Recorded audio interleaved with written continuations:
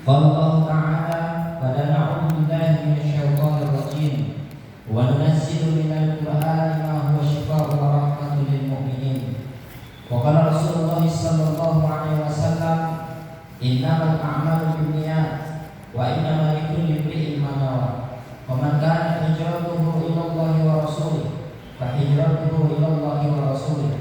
Wa man kana hijratuhu lid-dunya aw imra'atin yankihuha fa hijratuhu ila ma hajara ilaihi.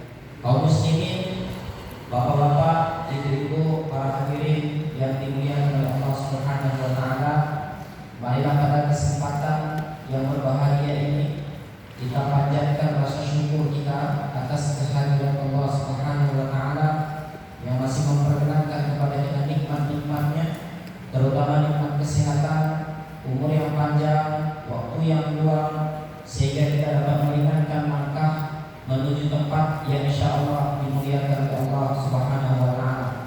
Selawat serta salam senantiasa kita hadiahkan kepada junjungan kita, yaitu Nabi Muhammad sallallahu alaihi wasallam beserta keluarganya, para sahabatnya, serta orang-orang yang senantiasa mengikuti jejak langkah Rasulullah sallallahu alaihi wasallam sampai datangnya hari kiamat. Kaum muslimin, bapak-bapak, ibu-ibu yang dimuliakan oleh Allah Subhanahu wa taala, pada kesempatan yang berbahagia ini saya akan sedikit berbagi tentang metode pengobatan Al-Qur'an atau ruqyah syariah. Tapi sebenarnya lebih lengkapnya adalah pengobatan Al-Qur'an, karena nanti bukan hanya ruqyah syariah ini saja. Seperti itu. Barakallahu fiikum, mudah-mudahan selama acara hari ini dan besok Allah Subhanahu wa taala berkahi acara kita sehingga kita dapat memahami setiap materi yang nantinya akan disampaikan, kemudian bisa dipraktekkan.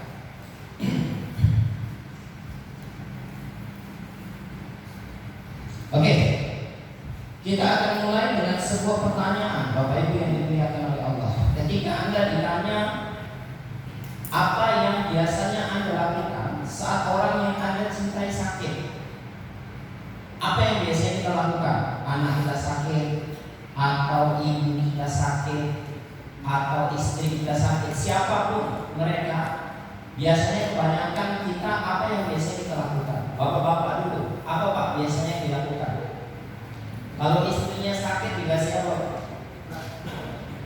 Hah? Dikasih obat. Ada lagi? Dokter. Kalau ibu-ibu, kalau suaminya sakit biasanya dikasih apa? Hah? Dikasih apa? Obat. Dibawa ke dokter. Oke. Pertanyaan ini sudah saya tanya di mana-mana di setiap negara yang saya kunjungi. Ya, bukan hanya Indonesia. Saya sudah alhamdulillah dikasih kesempatan oleh Allah Subhanahu wa taala untuk mengisi training di beberapa negara, dan setiap negara yang saya kunjungi dan ditanya dengan satu pertanyaan pertama ini jawabannya sama, antara 4. Ada 4 jawabannya. Yang pertama, biasanya kalau ditanya apa yang Anda lakukan saat orang yang Anda cintai sakit, jawaban yang pertama itu antara 2. Pertama, kalau nggak obat, dokter. Ya kan? Kalau sakit kepala misalnya, apa yang pertama kali teringat? Bodrex. Kalau sesak napas, neonafasin. Kalau sudah minum bodrex, kemudian minum neonafasin tapi nggak sembuh, ke dokter. Kalau minum obat nggak sembuh, datang ke dokter belum sembuh, bawa kemana? Ke rumah sakit. Kalau ke rumah sakit diobati, nggak sembuh juga. Nah, masyarakat awam ada pilihan keempat. Kalau dokter, obat, rumah sakit nggak bisa menyembuhkan, maka dibawa ke dukun. Nah, kalau yang datang ini insya Allah enggak ya. Tapi yang di luar sana, ternyata dukun ini menjadi salah satu alternatif pilihan mereka untuk yang keempat. Ya, sangat jarang sekali ada orang yang sakit keluarganya yang dia ingat terapis ruqyah syariah itu jarang. Kami itu yang datang ke kami untuk konsultasi itu memang sudah capek berobat. Ustaz, saya sudah ke dokter, Ustaz, sekian ratus dokter, sudah ke rumah sakit, saya sudah ke Singapura. Macam saya waktu di Medan itu sudah ke Singapura, Ustaz, kakinya membengkak, membusuk. Sudah ke Singapura, kata dokter ahli fakar di Singapura, obatnya cuma satu, apa? Diamputasi. Ya. Dipotong. Biayanya berapa? 80 juta, hanya motongnya. Saya bilang kalau mau potong aja bagus di rumah saya gratis, pakai pisau. Tapi dia nggak mau saya. Habis itu balik ke Indonesia,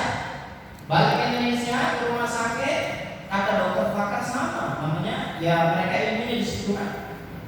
Apa obatnya cuma satu, apa? Diamputasi. Biayanya sama. Ya. Musyawarah keluarga, karena dia salah satu manajer bank terbesar di Indonesia, akhirnya kata keluarga jangan dipotong lah. Nanti kalau dipotong kan otomatis dikeluarkan dari kerja. Ya, maka kemudian mereka cari ketemu kontak saya, jumpa dengan saya, kemudian dibacakan ayat Al-Quran. Ternyata ada jin di kakinya yang kemudian membuat sumbatan sehingga kakinya membusuk, menghitam. Ya, seperti direbus sama air merah. Ya, kemudian setelah diujar beberapa kali sembuh dengan izin Allah Subhanahu wa taala. Ya, jadi kita akan menemukan orang-orang yang nanti antum setelah di sini training selama 2 hari, insyaallah pulang ke rumah sudah bisa jadi sudah menjadi praktisi ruqyah syariah. Karena konsep yang saya ajarkan adalah bagaimana meruqyah dengan cara yang sangat mudah. Bahkan cukup dengan surah Al-Fatihah saja itu sudah bisa meruqyah.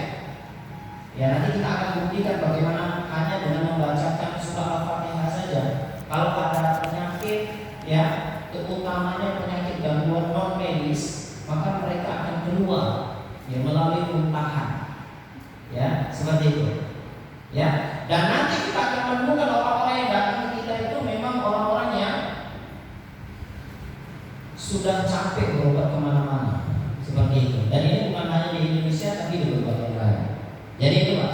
Nah, yang menjadi masalah kalau kita minum obat, kita datang ke dokter, kemudian masuk ke rumah sakit. Dalam Islam ini diperbolehkan. Ya, kami sebagai praktisi ruqyah syariah tidak akan pernah menghalang-halangi siapapun untuk datang ke dokter, minum obat, apalagi ke rumah sakit. Kami tidak akan pernah menghalangi. Karena kenapa? Karena dalam Islam sepakat, ulama mengatakan ini boleh, halal, tidak ada masalah. Bahkan para dokter itu memang mereka belajar tentang kedokteran. Mereka yang paling tahu tentang penyakit, tentang obat, berobat ke sana, tidak ada masalah.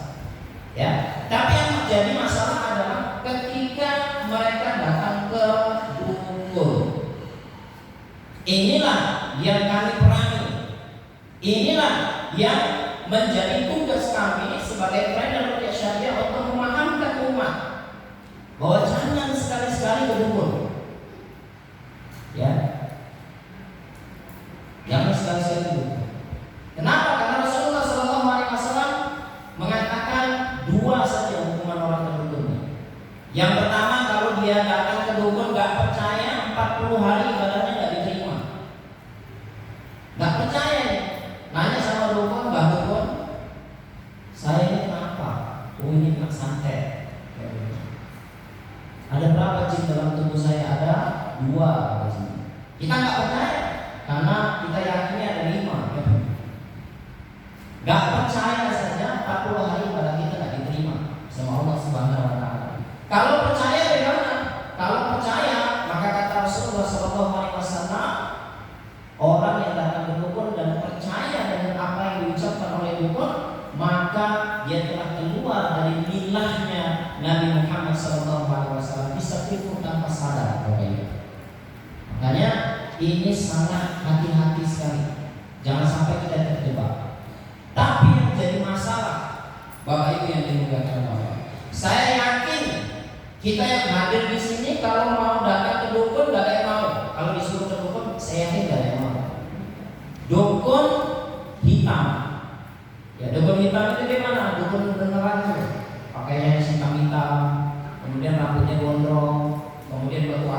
10 jari penuh, kemudian pakai kalung sininya mainan tengkorak. Kalau mau ngobatin dia cabut dulu pusaka, kemudian dia bakar kemenyan, ada bunga-bungaan. Kalau ngobatin dia sembuh juga pakai air mantra.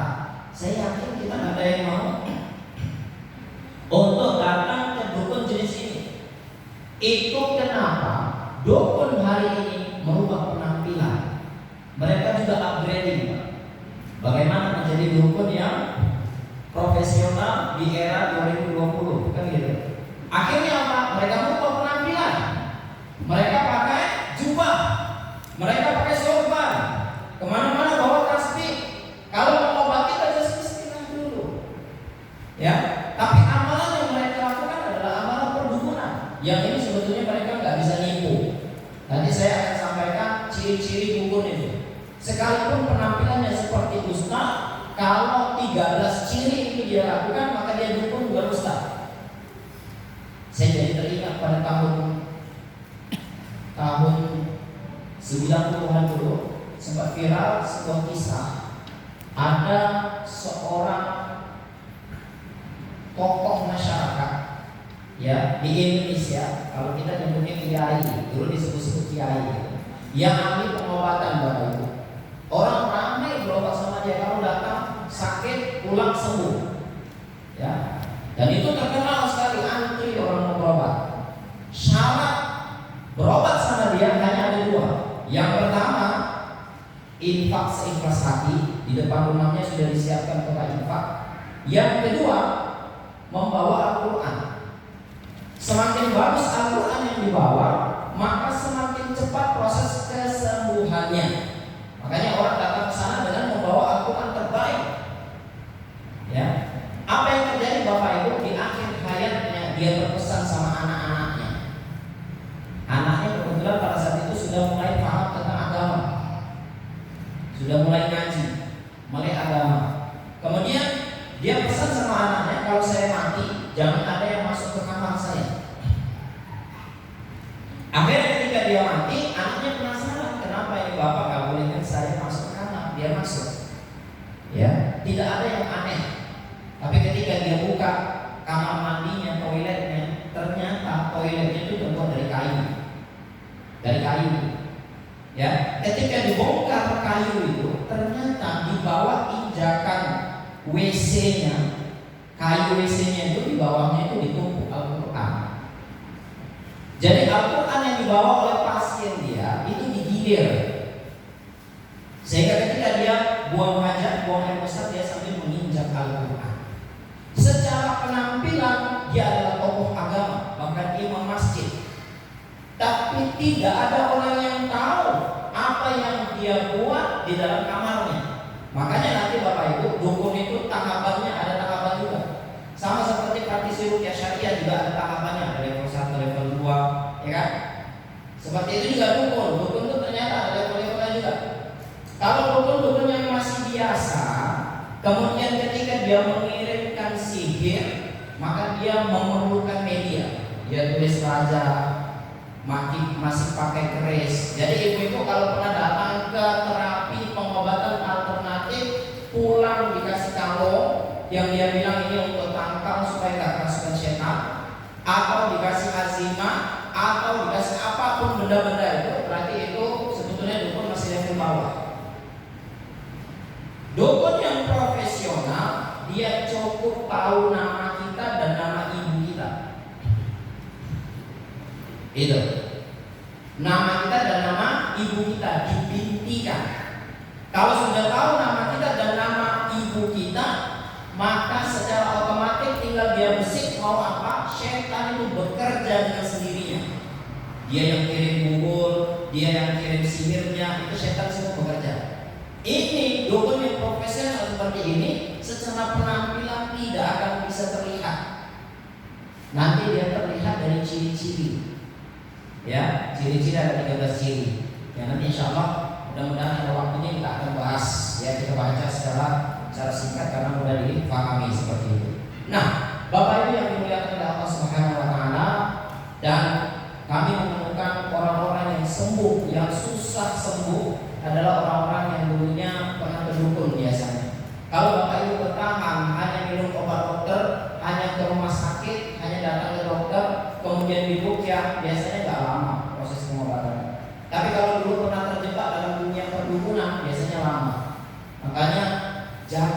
anak keturunan kita dari mereka. Kadang-kadang kita nggak paham. Ya ternyata yang kita datangi kita kira ustaz, ternyata dukun. Dan hari ini mereka justru lebih viral. Oke Bapak Ibu yang dimuliakan oleh Allah Subhanahu wa taala. Tadi pertanyaan kita adalah apa yang kita lakukan? Terus apa yang biasa dilakukan oleh Rasulullah SAW? Kan kita ada suri tauladan Rasulullah ya. Laqad kana lakum fi Rasulillahi uswatun hasanah. Telah ada pada diri Rasulullah itu suri tauladan yang baik. Ya, jadi Bapak Ibu kalau pelajari Rasulullah, semuanya ada pada Rasulullah dan semuanya bisa dijadikan tauladan termasuk kesehatan. Usia Rasulullah berapa tahun, Pak? Berapa? 63 tahun. Rasulullah sakit berapa kali? Berapa kali, Pak? 2 kali. Kapan? Pertama?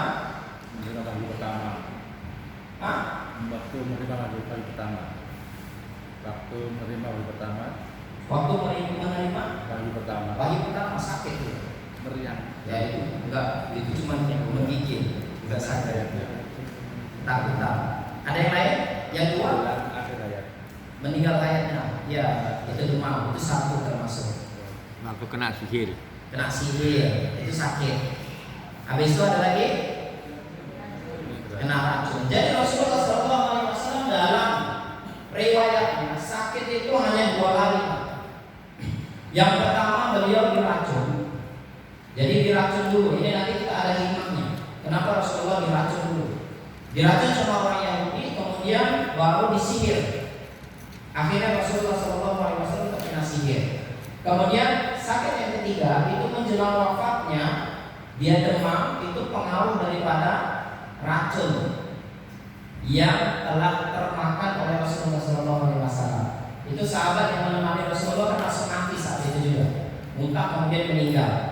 Ya, kemudian disihir. Nah, selama ini kita selalu bertanya kan, kenapa Rasulullah itu seorang nabi yang mulia, yang tidak ada kotoran dalam hati, yang tidak pernah hasad, tidak pernah apa dalam zikir, doa, ibadah, kenapa kena sihir? Bahkan sebagian orang menolak hadis ini, padahal hadis ini sahih, Bukhari dan Muslim, muttafaqun alaih. Ya, hikmahnya, kenapa Rasulullah SAW terkena sihir? Karena sebelum Rasulullah disihir, Rasulullah diracun dulu. Ketika dia diracun, maka organ tubuhnya melemah. Dan setan melihat ada potensi penyakit dalam tubuh Rasulullah, di situ dia masuk. Makanya antara penyakit fisik dengan penyakit gangguan jin, sihir, kerasukan, ain itu nanti akan selalu berhubungan. Makanya harus pengobatan holistik, harus semuanya diambil, fisiknya diperbaiki, ruhiyahnya, hatinya juga diperbaiki. Baru kemudian lakukan secara mandiri, jangan hanya minta diruqyah. Nanti kita inti daripada training kita ini adalah bagaimana setiap umat itu bisa meruqyah dirinya sendiri sehingga dia tidak membutuhkan peruqyah lagi. Jadi target utama kami ketika melakukan training ruqyah syariah adalah bukan setelah ini Anda berbondong-bondong minta diruqyah dengan saya. Ya, berarti gagal saya. Justru tujuan training ini adalah setelah ikut training Anda nggak butuh lagi sama peruqyah. Kenapa? Karena sudah bisa meruqyah diri sendiri, sudah bisa meruqyah anak sendiri, sudah bisa meruqyah orang-orang yang kita cintai dengan sendirinya. Masya Allah, ini targetnya. Ya, di mana-mana seperti itu. Dan ini yang kemudian akhirnya saya diundang ke beberapa negara karena kita punya metode yang berbeda. Kalau selama ini di negara-negara mereka ruqyah itu adalah satu praktek yang sakral yang hanya bisa dilakukan oleh ustaz, ya, seperti misalkan di Malaysia itu ada 4 negeri, saya sudah keliling semua dan kita sudah punya cabangnya semua di sana, ya, alhamdulillah. Itu dulunya ruqyah syariah itu hanya bisa dilakukan oleh ustaz-ustaz yang hafal Quran, tafsirnya bagus. Jadi kalau mau jadi praktisi ruqyah syariah itu harus bacaannya setoran bacaan. Kalau sudah lulus taksinnya, baru kemudian bisa diajarkan cara-cara ruqyah. Setelah diajarkan cara ruqyah pun dia belum boleh mempraktekkan, harus ikut dulu sama ustaz. Saya jadi teringat dulu ketika awal saya meruqyah. Dulu masih di pesantren. Jadi mungkin karena saya agak bandel sedikit di pesantren. Jadi kalau ustaznya meruqyah saya dibawa. Ya, ini awal-awal kali saya belajar ruqyah. Saya dibawa, kemudian ustaznya pandai. Saya yang disuruh meruqyah. Jadi saya membacakan ayat-ayat ruqyah, dia reaksi, jinnya ngamuk-ngamuk ke saya. Baju saya disobek-sobek kan gitu. Nanti sudah diruqyah, sudah saya dakwahi, sudah masuk Islam, ya sudah mau selesai, ustaznya datang, sudah, biar ustaz yang closing, bismillah, selesai, sembuh. Itu yang dilakukan ustaznya. Habis itu pulang yang dikasih ampun siapa? Ustaznya. Saya dibonceng, kemudian singgah di restoran makan nasi goreng. Namanya santri keluar makan nasi goreng itu udah seperti surga. Ya, iya. Dan saya saat itu menikmati proses itu. Dan itulah kemudian yang menjadikan saya punya keberanian untuk meruqyah ya ke berbagai negara ya, dan menemukan kasus yang luar biasa ya, seperti itu. Nah kemudian akhirnya itu makanya saya bilang ruqyah ini adalah praktek, bukan hanya ilmu. Antum kalau sudah dapat ilmunya nggak praktek sama saja. Ruqyah itu adalah praktek. Saat itu saya belum dibekali ilmu sama ustaznya tentang ruqyah syariah, tapi saya dibawa ruqyah ini, saya ruqyah. Besok lagi di situ juga seperti itu, ada yang kerasukan di kampung sana, kita ke sana. Datang ke sana saya disuruh ruqyah. Sudah saya ruqyah, saya dipukuli sama jin itu. Sudah jinnya sudah lemas, ustaznya baru datang. Sudah. Bismillah, selesai, closing. Nah, hikmahnya apa? Hikmah yang saya dapatkan ya, ajaran daripada ustaz itu akhirnya kemudian saya praktekkan. Saya bisa ke Malaysia, saya bisa ke Singapura, saya bisa ke Brunei, saya bisa ke Hong Kong, saya bisa mengunjungi beberapa negara untuk menyampaikan ruqyah syariah secara praktis, bukan hanya ilmiah. Kenapa? Karena di awal sudah praktek. Akhirnya ustaz yang ngajarin saya, ketika saya balik kampung, dia nanya, ya, nanya di mana, tolonglah ajari ustaz. Kenapa ustaz? Kenapa saya selalu kalau meruqyah orang nggak tuntas? Ya, mesti nanti sudah selesai, besok datang lagi diruqyah lagi, gitu terus. Bisa nggak ajari gimana praktisnya supaya mudah meruqyah? Oh bisa ustaz, ikut saya. Ya, ikut saya. Ustaz itu ikut, oke. Ikut sama saya. Habis itu ada pasien kerasukan, ruqyah. Ustaz itu yang ruqyah, dia yang dipukuli sama jin kerasukannya. Udah mestinya sudah saat biar saya bismillah. Ya, habis itu yang dikasih ampun siapa? Saya. Karena orang itu kenalnya dengan saya. Habis itu dibonceng. Ketika pulang saya bonceng, saya kasih tahu Ustaz, inilah ilmu yang dulu saya ajarkan ke saya. Tapi yang praktek saya, bukan antum. Sekarang saya ajarkan balik supaya antum mempraktekkan ilmu yang antum ajarkan dulu dengan saya. Seperti itu. Ya makanya nanti kita akan lebih banyak prakteknya insyaallah. Seperti itu. Oke, kita lanjutkan. Ini anjuran berobat. Nanti Bapak Ibu slide ini boleh diambil ya. Slide ini boleh diambil, jadi saya tidak terangkan semua. Ya. Ini keyakinan kita sebagai seorang mukmin bahwa semua penyakit ada obatnya. Itu lidah dawa. Sudah, satu itu sudah cukup.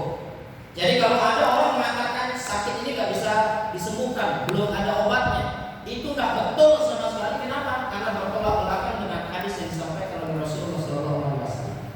Kalau kemudian di lapangan ada penyakit nggak bisa disembuhkan, bukan karena penyakit itu nggak ada obatnya, tapi kita belum menemukan. Kita yang punya PR untuk menemukan bukti dari apa yang dijanjikan oleh Rasulullah SAW bahwa semua penyakit ada obatnya.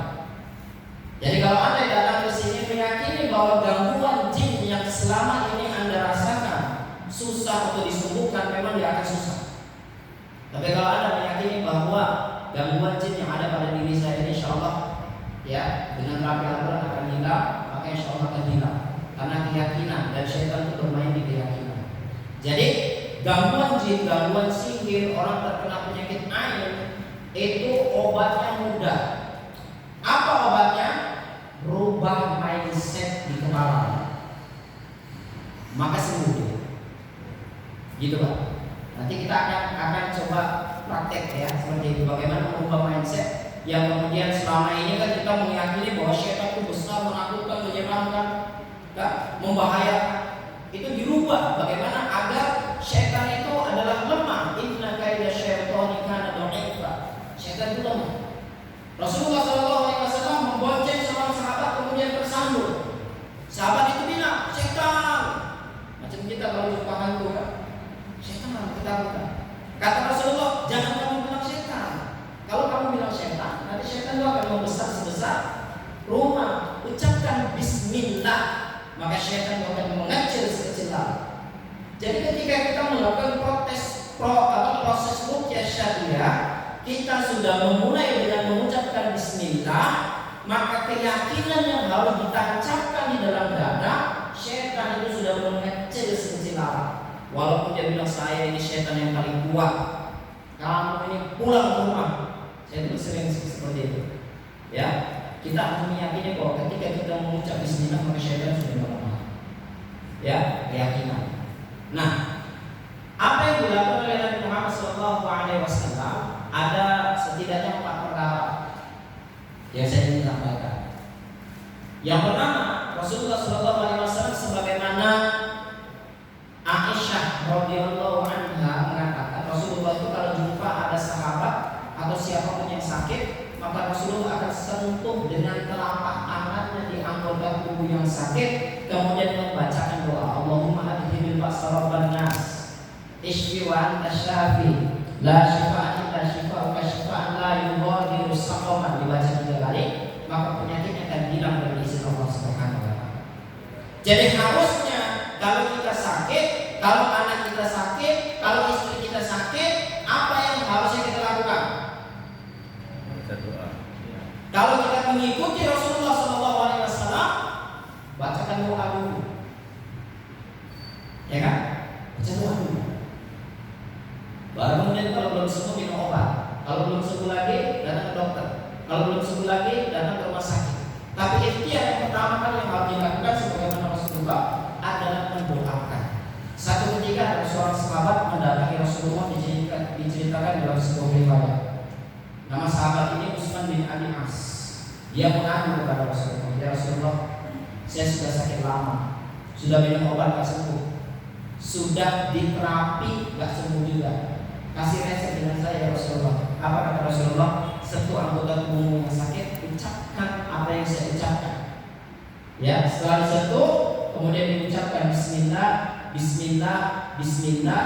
A'udzu bi'izzatillahi wa qudratihi min syarri ma ajidu wa uhadir. Diulang 7 kali.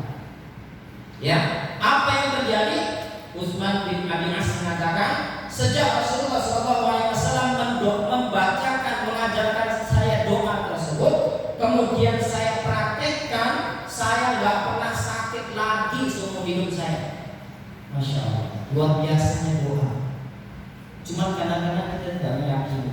Ya, penelitian terbaru hari ini, Bapak Ibu yang dimuliakan oleh Allah Subhanahu wa taala, akhirnya para kedokteran medis barat itu menemukan kenapa Nabi Yunus ketika ditelan ikan paus itu enggak hancur dicerna. Anda bisa bayangkan, Nabi Yunus itu kan kecil, ditelan sama ikan paus yang besar.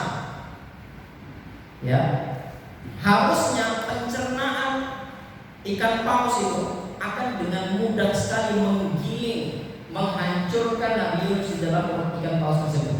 Betul nggak? Tapi kenapa kemudian Nabi Yunus sudah hancur? Ternyata Bapak Ibu, Nabi Yunus membacakan zikir. Apa zikirnya? La ilaha illa anta subhanaka inni kuntu minadh dhalimin. Bukan hanya diucapkan, tapi saat itu dia bacakan dengan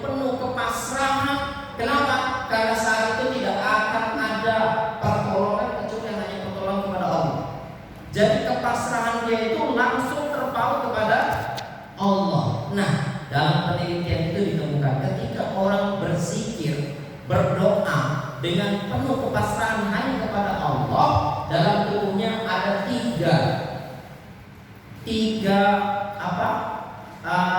zat yang akan keluar, 3 hormon yang akan keluar, dan ketiga hormon ini akan memberikan antibodi yang sangat kuat di tubuh manusia, sehingga itu tadi kan paus itu mau giling Nabi Yunus itu tidak bisa. Kenapa? Karena zikir yang dia bacakan dengan pasrah hanya kepada Allah Subhanahu wa taala. Makanya mungkin selama ini kita senantiasa berdoa. Ketika kita sakit, kita berdoa kepada Allah, tapi tidak sungguh-sungguh. Kenapa? Karena kepasrahan kita bukan hanya kepada Allah Subhanahu wa taala. Mungkin masih ada ketertautan kepada ruqyah. Makanya kalau Anda datang ke sini, saya